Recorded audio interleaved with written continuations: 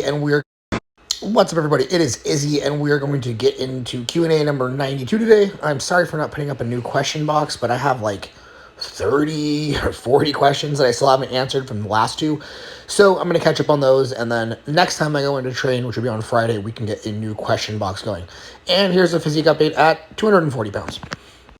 Should I do Greyskull linear progression or Johnny Candito's 4-day program if I am a novice with a 275 squat, 175 bench, and 350 deadlift? I would do the Greyskull program personally, man. But here's the thing about linear progression programs. You are not going to get that far if you try to gain a quarter of a pound a week and keep your abs the whole time. So if you're trying to do that, pick a little bit more advanced program. When entering a devolume phase, how much do you reduce the bar load on stalled/regressed lifts? So I don't do that. What I do is I will only do my back off set, or my lightest back off set. So let's say I'm doing one set of 5 to 10 reps and another set of 10 to 15 reps. On my first devolume session, I will only do the set of 10 to 15, and I'll skip the set of 5 to 10 entirely. What is the dumbest, most annoying question that you get? Why do people ask it? I think recently the dumbest question that people have asked is, did you shave your head? Now, I know why they ask it, because they really mean, why did you shave your head? They don't need to ask me, did I shave my head? Because presumably they have eyes, and I did shave my head. So I'll answer it actually. Why did I shave my head? It's because with my right bicep torn, I'm right-handed, and I couldn't comb it without pain anymore. Do you think Mike Tyson used halo testing or check drops? I heard that check drops were his favorite. Yeah, where did you hear that from? Like a Natty or Not YouTube channel? Like, I don't know, man. Maybe. He maybe used some stuff. It's professional sports. There's millions and millions of dollars on the line. However, I think we know from Mike Tyson's actions and his criminal record that the dude has anger problems, so he might not have needed that to be a complete psychopath, if we're being honest. Dude, you should narrate children's books. Once upon a time, in a land far, far away, there was a farmer named Old MacDonald. And on his farm, there was a dog. And Bingo was his name-o. E-I-E-I-O. That'll be $27.99 plus tax. Thanks. What is the lowest calorie level that you would go to on a cut? So I know what you're getting at here is like, what's the lowest amount of calories that you can have while still being healthy? And the answer is almost none, because it's for a short period of time. There's something called a protein-sparing modified fast, where you only eat lean meats and vegetables, and you can get most of your micronutrient needs in that way, especially if you supplement electrolytes. So for short periods of time, your calories can be like 800 calories, all from protein, but it's not recommended because you're probably going to lose muscle and strength if you do that. Do you know of any way to heal faster from accutane? I feel like it destroyed my joints and my beard. No, personally, I don't have any experience with Accutane. It's not something that I've looked up a ton, just because I've never had serious acne problems to the point where I felt like I wanted to treat it with Accutane.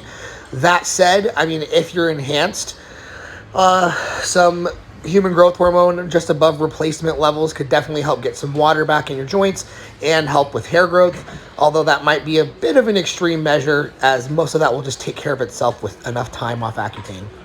Why do Americans eat like we have free healthcare? Dude, the average person doesn't want to spend time thinking about a diet or exercise or any of that. It's literally all just convenience. For most people, it's just too inconvenient to take the time to cook.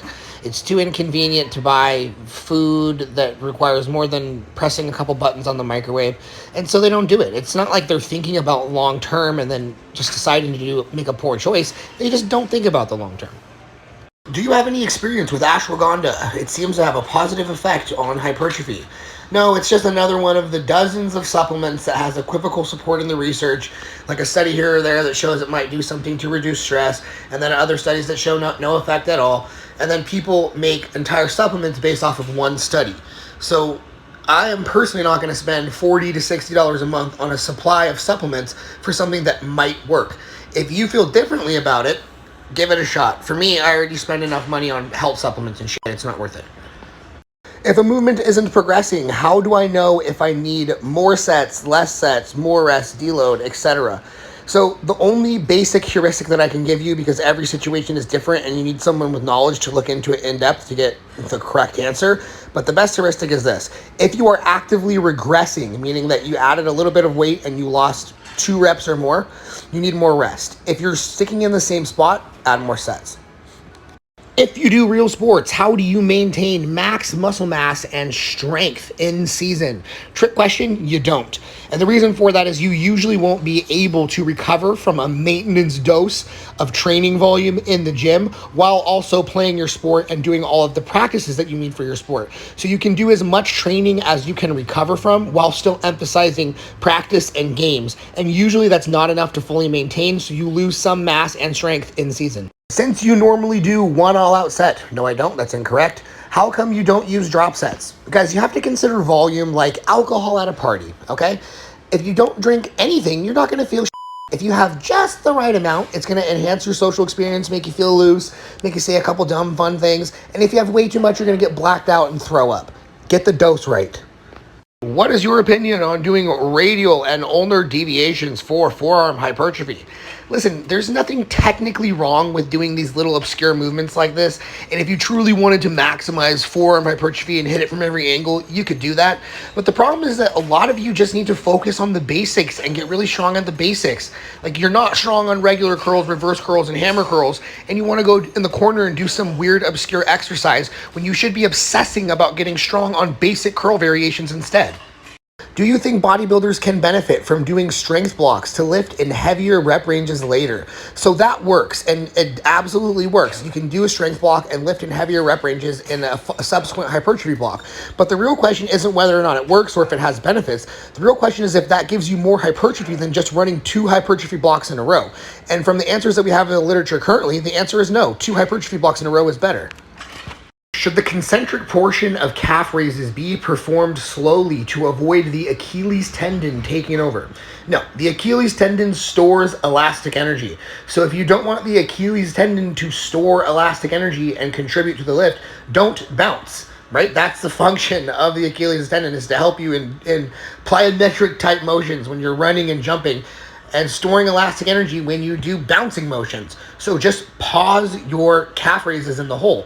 You'll notice that I exaggerate the pause on calf raises longer than any other movement, and this is one of the reasons why. The other reason why is that in all of the research that we have about length and partials, all of the research that's the most promising is stuff that's specifically done on the calves. Because of their unique length to tension relationship, there's good reason to believe that the calves might benefit from lengthened work more than anything else. Why are so many people obsessed with the Nordic hamstring curl? I personally think this is just basic like anti-machine sentiment. There's still a large group of people, especially in the strength training world, that think if you can do something free weight, it's automatically better than any machine variation. And frankly, Nordic curls are the only way to train the knee flexion component of the hamstrings without machines. Otherwise, you have to use a leg curl machine. Just basic free weights are better BS. Have you tried bro split programming? Do you think it's fun? So I have tried bro split programming, and I do think it's fun. But personally, I like almost all forms of training. Like I even think RIR training is fun to some degree. Like it's not as fun as failure training for me, but I'll still do it.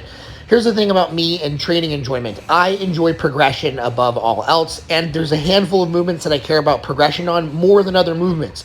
So in a bro split, you end up doing a larger variety, which I don't really care about, and you get to set PRs less often, which I do care about. I'd rather speed run my Smith incline bench to the highest weight possible than have 5 different workouts per week. What is worse for health, being a fat and natty or being lean and on test? Well, man, the dose makes the poison, so this is really no different than asking me, what's worse for your health, drinking alcohol or smoking cigarettes? Well, how much alcohol do you drink and how often? And how many cigarettes do you smoke and how often? Because, for example, you could be on like 100 milligrams of test and be on true medical TRT with test levels at like 600 and have absolutely perfect blood work. You could also be on 5 grams of test and be lean and be 270 pounds. And those are very different health outcomes. Likewise, what does fat mean? Like some people call like anybody without a 6-pack fat. Like I'm a male at 20% body fat. I'm fat. But medically speaking, you're not obese until we get into that 25 and 30% and above range, right? And so this really depends, because even 25% body fat is significantly more healthy than 50% body fat, being morbidly obese. What is the best split for arms? You don't need to design a whole split to bring up your arms. You can make any split arm biased. For example, you can do a full body split and just do your arms early in the workout, and now you're doing your arms 3 to 4 days a week. You could do a push-pull leg split, do arms before push and arms before legs. Now you're training arms every other day on a push-pull leg split. You could do an upper-lower split where you do arms at the beginning of your upper or your lower session, and now you're training arms every third day. So literally you don't need a whole split designed to bring up your arms, and you don't even need an arm day. The most important factor is going to be training your arms first or even early in the workout so that they get prioritized instead of training your arms at the end of the workout when you've already done 7 sets of compounds, when you've already done a chest press, a shoulder press, a row, and a pull down. Put your arms early in the workouts and make sure that you're training them 2 to 3 times a week with appropriate volume, and that should do the trick.